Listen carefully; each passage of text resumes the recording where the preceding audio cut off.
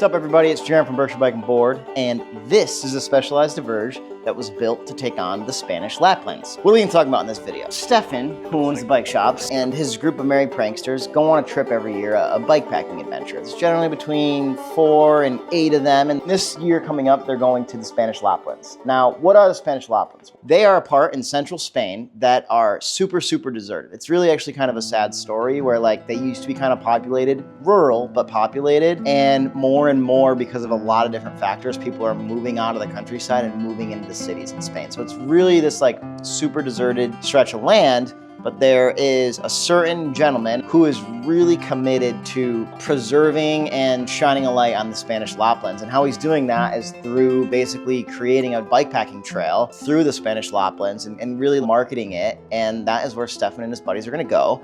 And that is what this bike was built to take on. So without further ado, ta-da. Why am I sitting in this chair? This is a Nemo Moonlight Elite, and this thing folds up into about the size of a water bottle. It's gonna sit on the back of this bicycle here. So at the end of 50 or 60 hard days of double track gravel riding, Senor Jovan, whose bike it is gonna be able to whip out his fancy chair and sit. And sometimes at the end of a long day, this is all you need in life. The bike is not completely done yet. There's still some bags and some cages that need to be worked out, but it seemed like a good time to kind of get into it and make a little video about what makes this thing kind of cool. Specialized Diverge Carbon. A bike like this comes set up pretty well for like overland type touring because there's a lot of like bosses and mounts on it to mount racks and water bottle cages and stuff like that.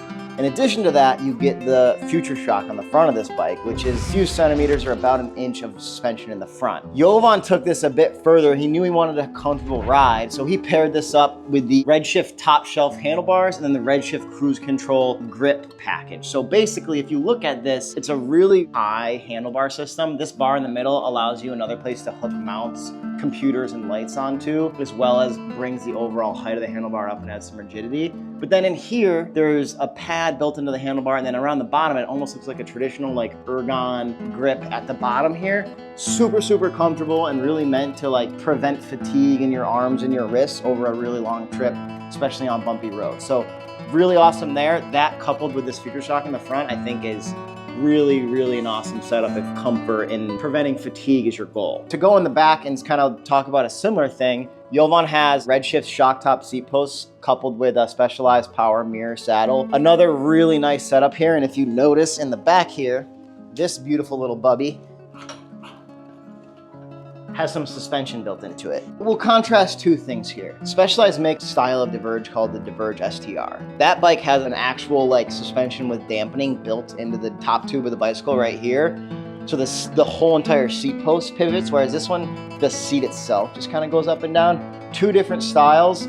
If it was me and I was riding my bicycle in one of the most remote places in the world actually, which the Laplands are, I would probably choose this setup because it feels a little bit more bomb-proof. The STR setup is really awesome and it has dampening, which is really nice for ride control, but there's a lot of little bits and small pieces, and I can't say I've seen a ton of them fail here at the bike shop, but if it does out on a trip like that, it would probably be fairly catastrophic. So I think this is a really cool way to go. And then the mirror saddle, we talk about them all the time here at the bike shop, is a 3D printed saddle. Steffen swears by them. Basically, it allows the saddle to distribute your weight really evenly over the seat and prevents hot spots on your saddle. For me, I've actually switched back to a traditional saddle without the Mimic because I feel like this saddle, I kind of stick on it a little bit more than I want, and I prefer to slide over the top of a saddle rather than what the Mimic offers, but Jovan's gone with the Mimic, and I think it's a great choice. I've ran the saddle for a long time. Jovan's not completely done with the full setup of this bicycle, but a few things that are cool. You got the Apadura bag. These are super popular. I believe this is waterproof. This one has a zipper. I'm not a huge zipper guy for bikepacking stuff because I think it's hard to open and close while you're riding, and they sometimes fail here.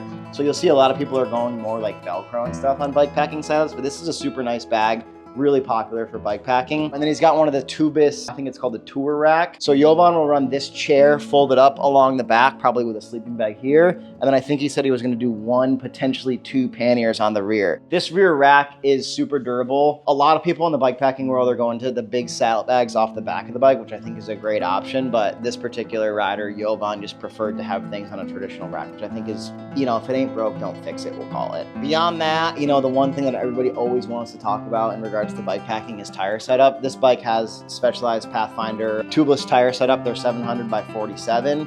Some people will run like 650B with an even bigger style tire, mountain bike style tire. It really depends on the terrain, and I haven't done a ton of research on it. I'm not going on the trip, so I'm gonna take it that, you know, Jovan and the guys did a lot of work and decided that this was a good tire. You know, one thing to note that's important about this tire is that you've got kind of a file tread in the middle, so it does roll really nice on pavement and stuff, but you've got a lot of tread on the side, as when you roll the bike over into a turn, there's something to hook into the mud and the loose gravel so that you don't just slide out as soon as you start your turn. And they're tubeless, which on a 47 mil tire like this at a lower air pressure, I think a tubeless is definitely the way to go. On this thing, I think he's got a tubelito tube somewhere as a backup tube in case something fails. Tubeless versus tubes, it's a never-ending debate. I usually say the same thing. If you're gonna run a 33 millimeter or larger tire, tubeless is probably the better way to go, especially if you're familiar with it and you know how to do it if something is to fail.